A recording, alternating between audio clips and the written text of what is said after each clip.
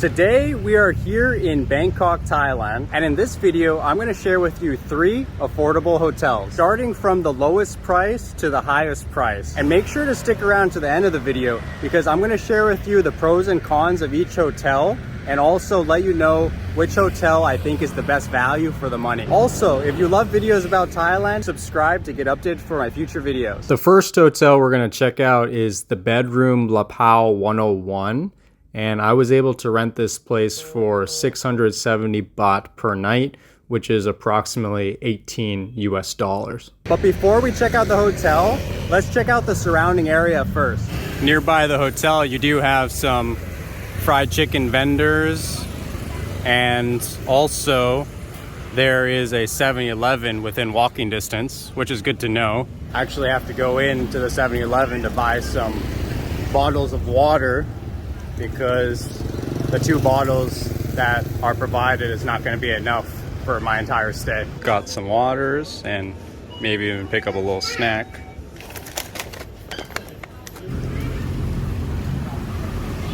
I will admit that you do have to be careful walking around here because the soi is actually quite narrow and it's a 2-way street. So you got cars and motorcycles going in both directions. It's kind of interesting because you have some older houses still around and they're surrounded by a bunch of condos, low rises, and hotels. Barber shop that you could get your hair cut for about 4 or 5 US dollars. Not bad.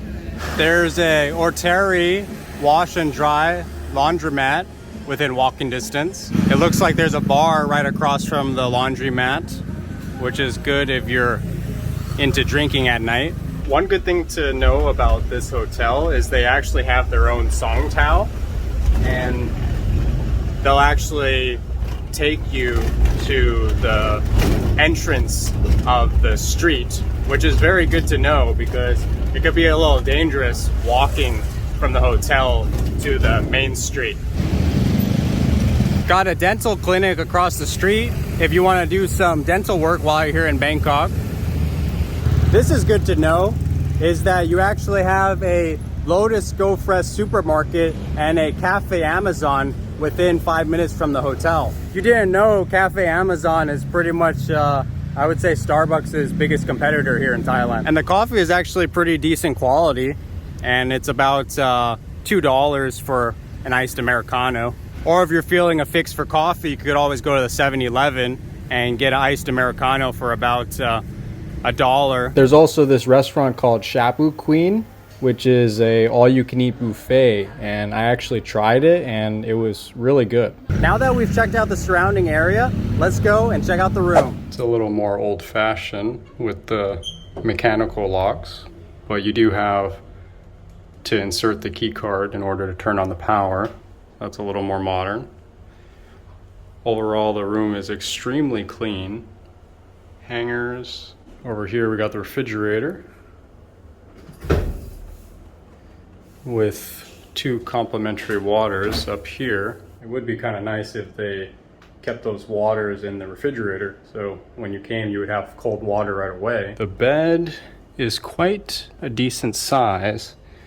It feels just like a normal pocket spring, pretty basic. Small TV with the Wi-Fi password and username. This is one of the cheaper rooms here at the bedroom, and that's kind of the reason why I wanted to try this place, is because the price was pretty incredible for Bangkok. It's almost more like a apartment kind of style. And I did see on the bottom floor they did have some kind of laundry machine. So that's good to know. If you stay here for a while, you could do your laundry here. And then what a lot of Thai people do is they actually put their clothes outside for the sun to dry it out. It's actually quite nice, especially if you don't want to be in the center of Bangkok where it's super loud and the hustle and bustle of everything. This kind of area is a little more relaxed. And the aircon is getting cold already after just a couple minutes, so that's a good sign. Something that I'm going to start doing in these hotel reviews is I'm going to test out the hot water and also the speed of the Wi-Fi, because I think that's extremely important, because that really makes your stay a lot more enjoyable, in my opinion. Shower area, I wouldn't say is dirty, but I think it could be either cleaned a little bit better, or maybe they need to put some new plaster right here and that'll look a lot nicer. So let's test out the hot water and see if it's decent. Water pressure is nice and strong. Clean towels. Okay, so that water is very hot. And it got hot within 30 seconds. So I give it a thumbs up for hot water. Okay, now let's test out this Wi-Fi. Something that I do want to mention, because I think it's important, there is a 500 baht room key security deposit that is refundable as long as you don't lose the room key. Download is looking around 50 Mbps and upload at 23 Mbps. So if you know anything about internet speed, that's kind of more on the slower side of things, but should be enough if you need to do some basic work or just watch Netflix or YouTube. And you can see they have different options here too if you prefer the larger size rooms. Let's go and check out hotel number 2.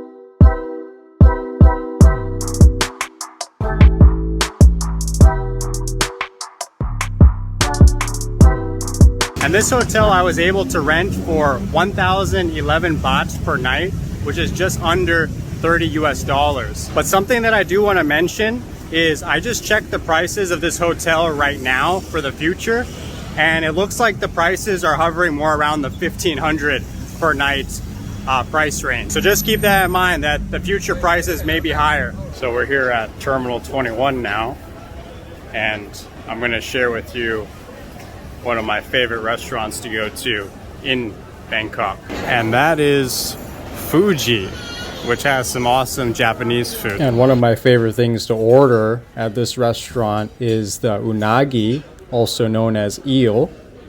And while I was at Terminal 21, I had to pick up some chocolate ice cream from Cold Stone.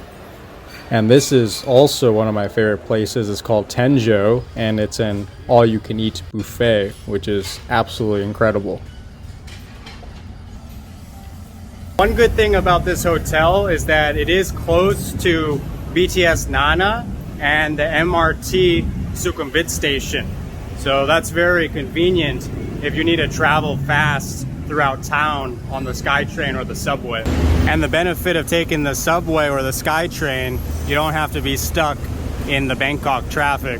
If you miss McDonald's, there's a location right nearby your hotel. You also have a Tom and Tom's Coffee and a Burger King. This is a very famous restaurant that's located on Sukhumvit Soi 11-1. I highly recommend it. And they're open until like 2 or 3 in the morning, I'm pretty sure. 7-Eleven and a 24-hour pizza and burger shop. I haven't seen that before.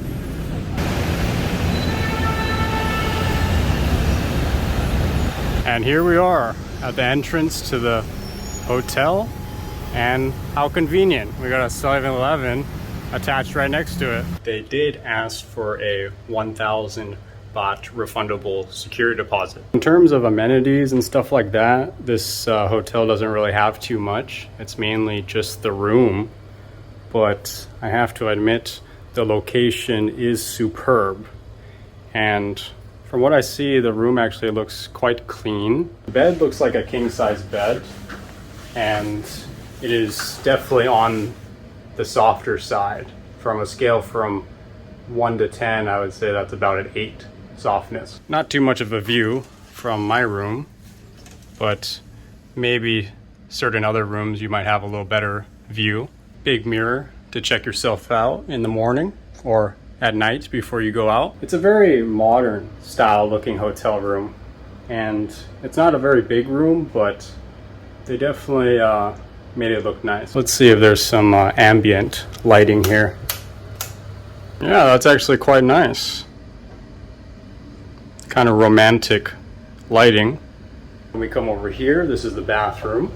For the most part, it's pretty clean, and it looks more kind of like a luxury condo bathroom. It's a little bit small, this bathroom. If you're a really big guy, like 6'6" and kind of heavy, like 250, 300, you might actually kind of have a hard time fitting in this bathroom. But if you're a normal sized person, then I would say this should do just fine. Let's check out the water and see if the pressure is good and also if the water is hot. Water is pretty hot, which is good to know because some hotels you stay at, the water is not hot. Next thing that we got to do is test out the Wi-Fi speed.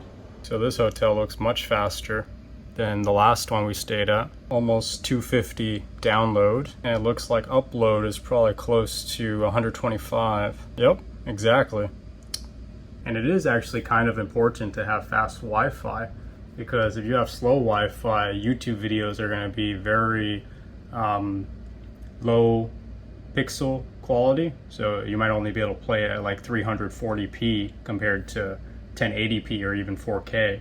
And if you're looking to do some office work or something like that, it could be a real pain if you have to download or upload large files. Okay, let's go check out the next hotel. This next hotel is located in the Thong Lor area, and before we check it out, I wanted to show you this coffee shop called Zen Den. It was pretty cool, actually. It looks like they got a Japanese restaurant right across from the hotel. I'm not going to go in there today. We're going to try a different place, Italian restaurant. This is the restaurant that I wanted to check out. It's called the Bar Italian Thong Lo, and it's actually quite a beautiful restaurant, and I ended up getting a pizza. I also tried a curry rice dish with pork, which was actually very delicious too. And the last hotel we're going to check out is called the D Vari Montera Thong Lo 25, and I was able to rent this room for 1,500 baht per night, which is approximately $40 US. And this was actually pretty surprising that they actually have a pool and gym. I didn't even know that when I booked the room, and it actually seems pretty nice. Check that out. Some basic treadmills here with a decent view of the city. It looks like we have to walk up these stairs to get to the weight room. Wow. And here we go. This is actually way cooler than I thought it was going to be. Got your free weights and your machines. And here we are at the last room. And out of the 3 rooms, this is definitely the biggest room. It's almost more like a condo style than a hotel. Big refrigerator. And this is good to know if you're planning to stay in Bangkok long term, is that this could be a pretty good option if you could strike some kind of deal with the manager for a monthly rate. There's a full kitchen, and you even have a washing machine too. And then when we come over here, this is your living room with a large aircon unit. Absolutely beautiful wood floors. I love that. Large TV. And when we come out here, we could see that you don't really have any view from your balcony. So it looks like download might be around 50. Upload seems to be about 20. Yep. So that's a little bit more on the slower side. Come back over here is your bedroom and your bathroom. We can see everything is pretty clean. I don't think this is one of the newer hotels in the area, but they definitely did a pretty good job to keep the place looking good. There's another aircon unit in your bedroom. And let's see how this bed is. It's a very soft bed. I would say on a scale from 1 to 10, that's probably about a 8 in softness. And then when we come over here, this is your bathroom. And it's a pretty basic bathroom, you know, just a toilet, a sink, and a bathtub. But if you like taking baths, that's good to know. You actually have a bathtub. I do not like the shower head being so low. I really like taking my showers with the shower head high up. Okay, it's time to briefly talk about the pros and cons of each hotel. The first hotel was the Bedroom La Pau 101 that I was able to rent for about 670 baht per night. Some of the pros of this hotel was that it was very clean for the most part. The price is really good, and there was a lot of good restaurants and authentic Thai food nearby. One of the cons would be that it is quite far away from the city center. The second con was that I did think the bathroom, especially the shower area, needed a little bit of a better deep cleaning, or even just replacing the plaster in between the tiles on the wall. I think that would have really added to the kind of luxurious feel of that hotel. And the third con I would say about that hotel was that it was pretty far inside of the soy, and it did kind of seem quite dangerous to actually walk to the main street from your hotel. But I did see that they did offer a shuttle service from your hotel to the main street, so that could kind of take care of that problem. The second hotel was the Siama Nana, which I was able to rent for about a little over 1,000 baht per night. So the first pro is that this hotel was located right in the heart of the action. If you're into the nightlife of Bangkok and you want to go to a lot of the bars and the restaurants near Nana and Asok, then this is a really good option if you want to be in that location. The second pro I would say about this hotel is that it was overall pretty clean. There were a little bit of dust here and there and a little bit of stains here and there, but for the most part it was pretty clean. And the hot water from the shower was really, really hot, and that really allowed me to have a pretty awesome shower experience. And the third pro, I'm going to have a few things here, is that it was very close to BTS Nana, and if you don't know what that is, that's basically the Sky Train, and that makes it very convenient to travel throughout the city. And also, one thing that was really cool about this hotel is that there was like many lights in the hotel room, so you could definitely change the ambiance of the room depending on what you're trying to go for. If you want like kind of a romantic feel to the room, you could definitely do that with the lighting. So now talking about the cons about this hotel, which wasn't too many. I actually did like this hotel, but one thing that I will say is that I did look at the upcoming prices for this room, and it's now renting for about 1,500 per night. So when I booked it, I was able to get it for about 1,000 per night, but it looks like it's getting a lot more expensive coming up in the future. Second con that I would say is we are basically in the center of the nightlife area, and around 1 in the morning, 2 in the morning, I could still hear the sounds of music and people drinking and stuff like that outside of the hotel window. And if you are someone who is a light sleeper, that might be quite a distraction for you. And the third con that I would say about this room was that it was quite small, and if you're a little bit claustrophobic, or if you're actually like a really big person, like 6'6", 250, 300, this room might actually be too small for you, especially the bathroom, because the bathroom was especially pretty small. And the last room is the Divari Montera Tonglo 25, and I was able to rent this room for 1,500 baht per night. The first pro is that for this area, this is actually a pretty decent price for this location. Second pro was that out of all the rooms that we checked out, this was by far the biggest room. And the third pro is that if you are looking to stay here more long term and you need to be in the Tonglo area, this room would work out really good because it's more of a condo setup than a hotel setup. You have a kitchen, you have a laundry machine, and there's even an area outside that you could actually sun dry your laundry. That could be great if you're looking to stay in Bangkok for, let's say, a week or 2 weeks. You could basically never have to leave your hotel. The first con that I would say about the Diva Re hotel is that it is a little bit of an older hotel, so just don't expect brand new everything if you're deciding to stay here. The second con was more of the bathroom situation with the shower, and I really was expecting a little bit of a nicer shower area, especially for the price.